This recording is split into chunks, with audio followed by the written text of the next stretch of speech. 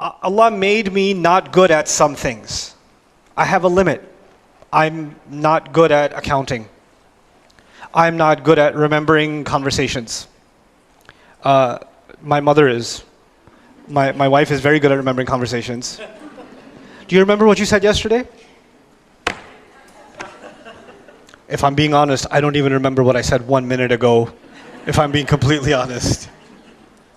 Do you remember that game in 1992, the World Cup final? Yeah, that was awesome. But do you remember what you said yesterday? Nope, I got nothing.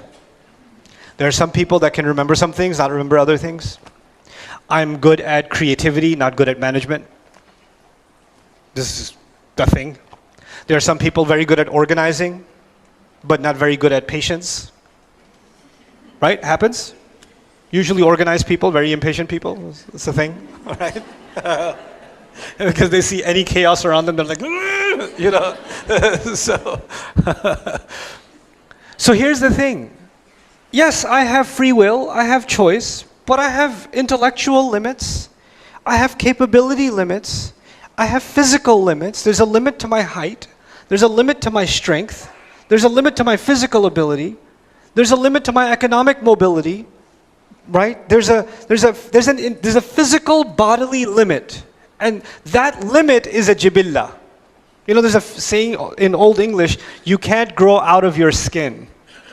You know what that means? You're made a certain way, and you need to know what you're capable of, and you also need to know your limits. Right? If you're not designed to swim, Allah created you like a rock, and so you just bloop, you know. I had a friend who he could drown in 1 foot. It's a miracle from Allah that he could do that. We went to this place, he went on the slide. It was a kid slide. It was a slide. You could stand up on it, your knees won't even be wet. And he's like, wah, wah, wah. Like, what? Allah didn't make you for that, right? So there's the limit placed within our genetic makeup. There's siblings, some siblings super genius, super creative, super academic, and the other one super athlete, but don't ask him to study. Allah made 2 different jibillah. You understand? So there is this body that Allah gave us, and this mind, these genetics that Allah gave us that are all different for all of us. The path that Allah chose, that He says He guided you to a path. The path He made was unique to you. And the path He made for me was unique to me. Based on my jibillah, physically, and outside of my jibillah, my environment. This is what psychology tells us. Human personality is made up of 2 things. It's made up of your genetics and it's made up of your environment. That's what modern psychology basically tells you, right? And Quran is also talking about how within that environment, like the hadith says, everybody was born on fitrah, parents make them Jews, Christians, and that's environment, isn't it? Right? So your environment and your genetics, within that, Allah gave you a path. Now, a farmer who lives with his kids out on top of a mountain somewhere, and he has to choose the right path. His right path is a different one. And the manager of a multi-million-dollar organization, he's a VP or something like that, his jibillah and his path is a different one. The choices he has to make or she has to make are different ones, you understand? And so each one of them was given the right directive to come back to Allah to do the right thing, and it was put inside of them. This is the jibillah from the body point of view. But then there's the grueling test and the ruh. The ruh itself, meaning there's my physical limits, but then there's my spiritual core inside. That spiritual core also exists inside me. It also has a voice. It also has a say. And it cannot be found in the study of psychology. It cannot be found in philosophy. You can't find it in those studies. But I know it exists. Because you just know it does.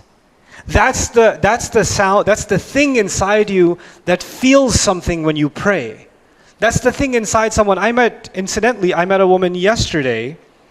Before coming here, I had a craving for a donut. Don't ask me. So I went to this mall, and I'm getting in line. There's a popular donut place. I won't tell you which one. And so I'm standing in line, and this lady behind me was with her 2 kids, and she said, "Are you?" And I was like, "Yeah." And she started crying her face off. I don't know the face because she was wearing a mask, but what I could see, crying. And she had these 2 little kids, and she goes, I'm actually Buddhist, and I've been looking for Allah, and I've been praying to Allah, and I just found your videos, and it's helped me go through so many difficult times, and every time I pray to Allah, I just know something in my heart is taking me back to Him, and I'm listening to her like, Inna hadaynahu sabil. Allah put something inside you, this ruh inside you, it knows where it came from. And it knows it was guided, it was put with a guidance to go back. So it's always finding a way back. Inna hadaynahu sabil. So this is actually the test of the ruh itself.